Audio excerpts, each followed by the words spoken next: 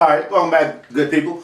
On this video, I'm going to talk about something that you probably wouldn't ask yourself, or maybe you hadn't thought to ask yourself. But what I did this week was I did some little research on some things that went through my mind a little bit about, what would you do if, like if you ask yourself that question, if you had the opportunity to do X, would you do it? Or what would you do if you had the opportunity to do what you wanted to do? Would you do it? My answer is yes, because if I want to do it, the only reason that I'm not doing it is because either a timing issue or maybe something that's inside of me really has a fear of doing that, right? Maybe I'm just talking and not really want to do it, because I think that if we really want to do something, we can pretty much do it. We just have to set it in motion so that it kind of the universe kind of brings it to you as much as you want it to come, right? So I'm going to ask you some questions, and you just answer these within yourself. As you are listening or viewing this video, just answer as if you're sitting right in this chair, and see what your answer would be, because I find this to be some of the most interesting answers, because we have the ability to think really quickly, but a lot of times we'll think about something that wouldn't have been our first choice had we thought a little bit longer, right? So this is one of the questions. If you could spend one day in someone else's shoes, who would it be and why?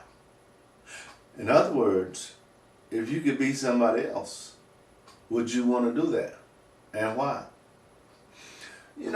My answer to that question would be, nope, I don't want to be anybody else, because I like being me. I do enjoy being me.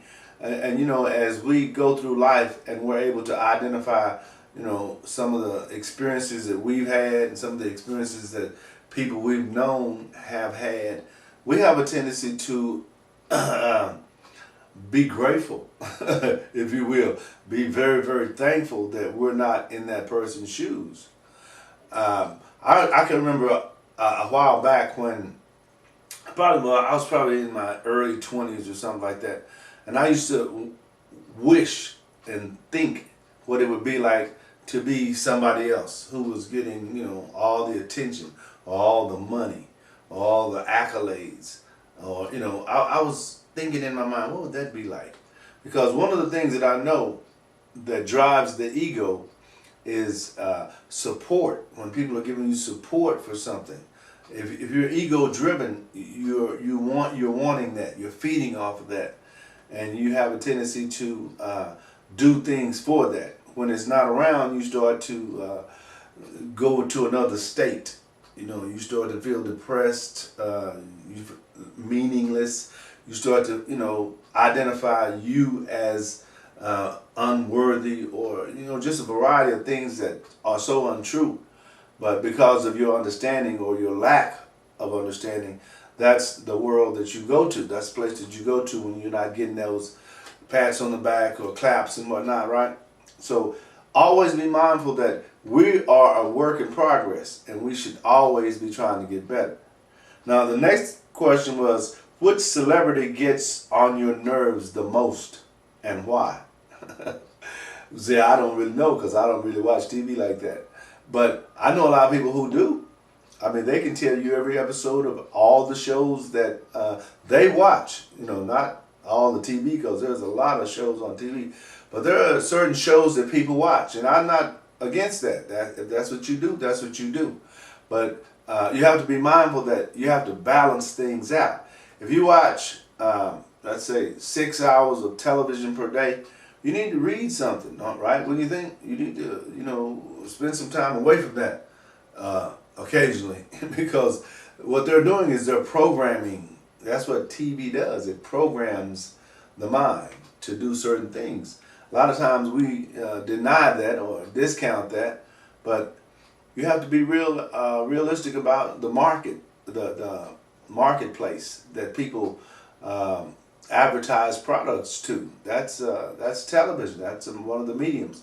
So that information is not there just for your consumption. It's for you to take action on that. When you see a McDonald's commercial or Burger King commercial or a BMW commercial, it's not there just for you to see how pretty that BMW is. They want you to come to the lot with your money, right? Or with your credit so that they can give you that car that you like so well. All right.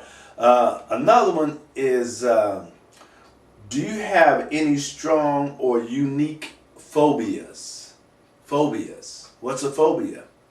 You know what a phobia is. Something you're scared of. What are you afraid of? Are you afraid of heights? I am afraid of heights. I am not afraid to tell you that. And I will not go too far up without being in some type of enclosure because I am afraid of heights.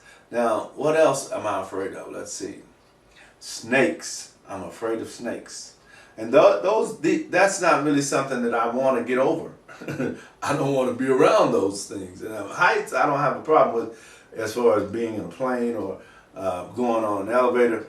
But if I'm going to be like outside and the wind is going to be coming against me real hard and all that good, no, I don't want to be there. That's not going to be a good fit for me because I'm afraid of heights. Now, anytime a snake is around, I'm leaving. I don't believe that there are friendly snakes. And I don't want to know any friendly snakes. I don't want to name a snake. I don't want to be in a snake environment. No, that is not for me. Now, is that a phobia? Yes, I'm afraid of them, but it's more of a dislike. I don't want to be around that environment. So, that's what that is for me. What is that for you, right? This is a back and forth, right? Now, when I make these videos, you guys know to like these videos, share these videos, and comment from time to time, as long as the comments are good. But, no, I'm just kidding. Whatever you feel, whatever you feel, because I got a long ways to go. I was doing some thinking the other day about a trip that I took, and when I came back, I was like, okay, well, now I'm in the second quarter of these videos. So, second quarter is, I'm kind of an athletic mindset, so I can do things in quarters. I know, you have to have stamina to get to the fourth quarter and to really be strong in the fourth quarter, right? You can't, be running out of gas in the second quarter. So what I'm sharing with you guys on these videos, this is going to be coming from another place. Because think about this, when you do something initially, let's say you're going to do your first 10 videos, okay? Just 10. You're going to do your first 10 videos. The first 3 to, I guess, 5, I want to say 4. The first 3 to 4 are going to have some really, really interesting content. Some really versions of things that you've studied and you've gained knowledge on. But the next 3 to 5 or 3 to 4 videos may be a little more informational because it's so much information that you can share and so many people that you can reach with that information because now you understood the process a little better. You're able to put information together and you can share that information with your audience, right? Now, if you're going to do 10 videos, by the time you get to the 10th video, you're going to be a lot better at understanding that process than you were when you created your first video. That's how it works. It's that simple. It's about consistency. It's about learning along the way. You're not going to be as good as I am today, and I'm not going to be as good as other people today. I don't concern myself with that, and neither should you. You should concern yourself with beginning the process. I identify with that. You can even compare yourself to me from the start and say, well, I can do a better job than Larry. I don't know why I'm sitting on the sofa with my feet up and not doing what I would love to be doing, right? Especially I've got my own camera, I've got my own equipment. I'm spending a little money on my stuff. I just didn't spend any time gaining the knowledge of how to put it all together. Because you have to put a business together. And it's not based on my input. It's based on your input, which is what I share with my clients. The more you can focus on this being an individual effort until it gets to where it becomes a team effort, then you'll know how important it is for you to bring your A game every time you get in front of the camera, or every time you create a blog or write a blog post or create a podcast. You want to be sharp with some things, right? You want people to look at your process and say, you know what, I can follow that. I'm going to follow that, and just see how far I can go. Well, see where it takes me. And you would be surprised. You're actually going to be shocked, because you're a lot better than you think you are. You're a lot more savvy than the person who's doing nothing, right? Now, you're only more savvy than they are because they're doing nothing, because they're not allowing their creative juices to flow. They're not having to think on their feet, so to speak, right? If you can think on your feet, then you're good in almost any situation, because all you have to do is just shut the noise out and do what you do, right? Which is one of the reasons I like to speak, because if I go into an uncomfortable situation, what's uncomfortable, right? A situation where I don't really know the audience, and people want me to talk about what it is that I talk about, I can talk about that. I do that day in and day out. I have no problem telling you how to do certain things that I do. And over time, 30 minutes, 45 minutes, an hour, then that time is gone by. And guess what? Ching ching, it's payday. It's because I charge to speak, right?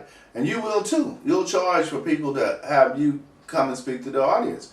That's one of the streams of revenue that you want to consciously incorporate into your system. It's that type of business.